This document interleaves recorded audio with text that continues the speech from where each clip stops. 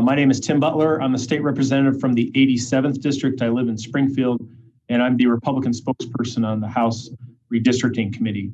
30 years ago, in 1991, after I graduated from college, I went to work on Capitol Hill. We had 22 members of Congress in 1991 when I worked for a Republican member of the Illinois delegation. And we've seen that decline now down to 17 members of Congress, which is what is announced today.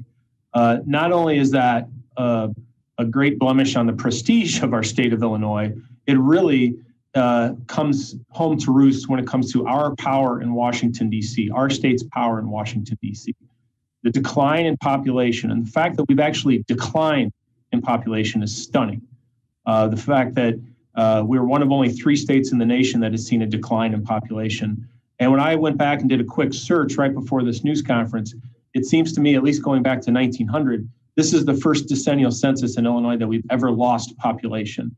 And so what that means in Washington, D.C., we have less influence. Illinois has a strong history of tremendous influence on Capitol Hill, but we see that continue to wane because of the policies that emanate out of Springfield. When we have basically the last 2 decades, except for 4 years of Governor Rauner, the last 2 decades have been controlled by the Democrats in the legislature, in the governor's mansion. And what we've seen are continued policies, failed policies in our minds, that drive people out of state. I think it's no surprise that when we look to our neighboring states, each of our neighboring states retained their member of Congress because their populations grew. And that is something, and a lot of that growth in those neighboring states has come from Illinoisans.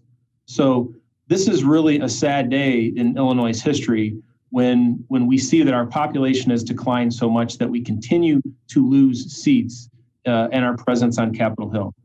This really, the other thing is the fact that in our numerous redistricting hearings that we've had hardly any conversations about redistricting on the congressional level. And what the national Democrats are looking at is trying to poach seats from Illinois to partisanly draw maps because they can in Illinois with the supermajorities in the General Assembly and with Governor Pritzker to gain maximum advantage in Washington, D.C.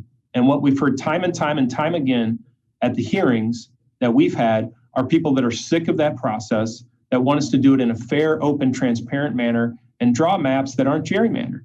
And all you have to do is look at the current maps in Illinois, previous maps in Illinois, and know that gerrymandering is a fine art in this state that leads to maximum political advantage.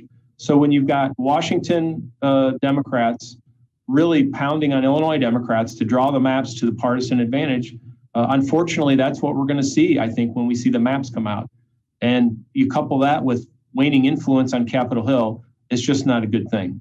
This is not a good day for Illinois, not unexpected as a lot of us thought, but certainly not a good day for the state of Illinois.